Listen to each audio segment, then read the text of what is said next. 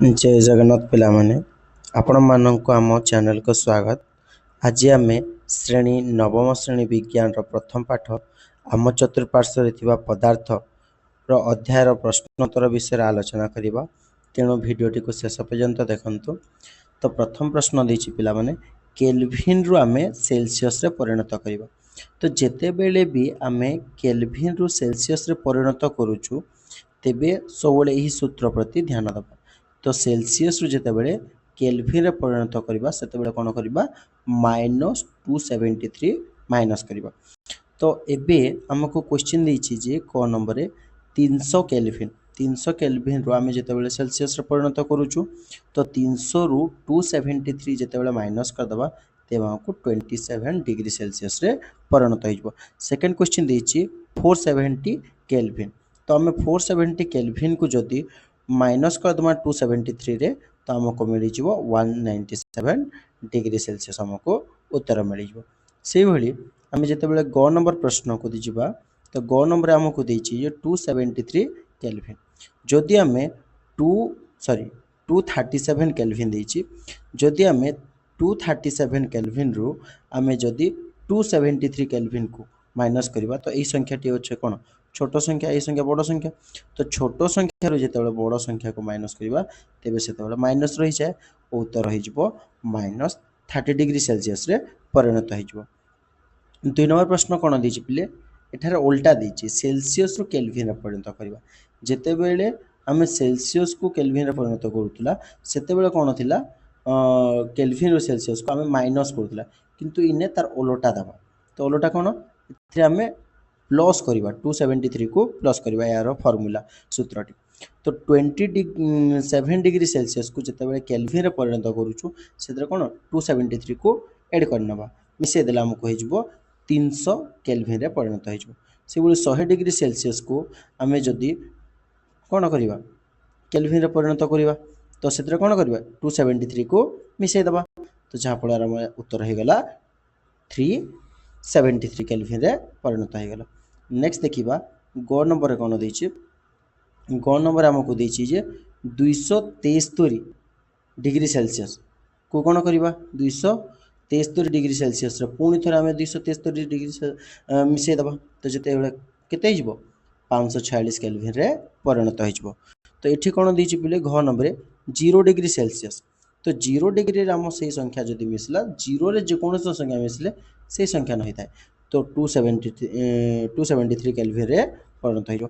एठी कोन दिछि एथि पिले माइनस दिछि माइनस देले कोन हबो प्लस माइनस कोन होय प्लस और माइनस मैथ रे पढितो प्लस माइनस माइनस होई थाए। तो एथरे कोन हिजो 20 डिग्री कमी हिजो 253 केल्विन रे परिणत हिजो। परवर्ती प्रश्न देखिबा पिला माने परवर्ती प्रश्न दिछि जे कारण दर्शा गंध कर्पूर गुली किछि दिन परे अदृश्य हो जाए काहे। तो गंध कर्पूर तो देखी तो पिला माने सो गंध कर्पूर कठिन अवस्था कौन सीधा सड़क बाष्प परिणत हुए। तो गंध कर्पूरटी कठिन रु तरल अवस्था के परिवर्तन न हुई सीधा सड़क कौन बाष्प परिणत होउछि। आ बाष्प जितेबाला कठिन रु सीधा सड़क डायरेक्टली बाष्प परिणत हुए ताहाको आमे ऊर्ध्वपातन कहि थाउ ताहाको आमे ऊर्ध्वपातन प्रक्रिया बोली कि कहि थाउ सब्लिमेशन बोली कि कहि थाउ। तेणु किछि दिन पर यह कौन हुए अदृश्य हो जाए। परवर्ती प्रश्न कौन कही अतर बास्ना दूर मध्य आम अनुभव करूँ दूर कहीं अनुभव कर अतर कणिका गुड़िक वायुर चारिपटे व्यापी जाए। तो जिते बड़े तार बास्ना कण हुए चतुर्दिगे व्यापी जाए ताको आम कौन कही था विसरण बा डिफ्यूजन बोली कि कही था। तो से आम जदि दूर में मध्य थिले यार बास्ना को बाहरी पार अतर बास्ना आम जापर। परवर्ती प्रश्न कौन देछि अणु मानक मध्य आकर्षण बलर परिमाण सान रु बड़ क्रम सजा होछि। अणु मानक मध्य आकर्षण बल तो पदार्थ जेमिति कि हमको देछि ऑक्सीजन ऑक्सीजन गैस जल तरल एवं चीनी कठिन पदार्थ।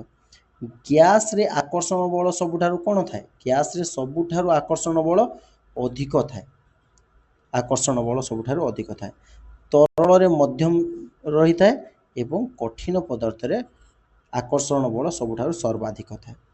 तेणु क्रम निजो कौन हो ऑक्सीजन जल चीनी यही आम क्रम आसी। ठीक अच्छे ना पिलामाने। तो परवर्ती प्रश्न देखिबा।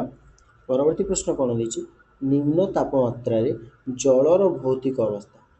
तो 25 डिग्री सेल्सियस रे जलर तापमात्रा केते रहइबो साधारणतः तापमात्रा रहे 25 डिग्री सेल्सियस रे बा जहाँ आम तरल अवस्था कहीपर। 0 डिग्री सेल्सियस रे कौन हुए 0 डिग्री सेल्सियस रे बरफ तरल आरंभ हुए तेणु यह बरफ और जलर उभय अवस्था को सूचाइब 0 डिग्री सेल्सियस। नेक्स्ट दी आमको 373 केल्विन। तो केल्विन रे जितेबाला देछि तो पिला माने तो आम केल्विन 373 केल्विन जहाँ 100 डिग्री सेल्सियस भी था तेणु 100 डिग्री सेल्सियस रे जल फुटिवा और बाष्प परिणत हुए तेणु यहाँ आम जल और बाष्पर उभय प्रक्रिया लिखि कहीपर।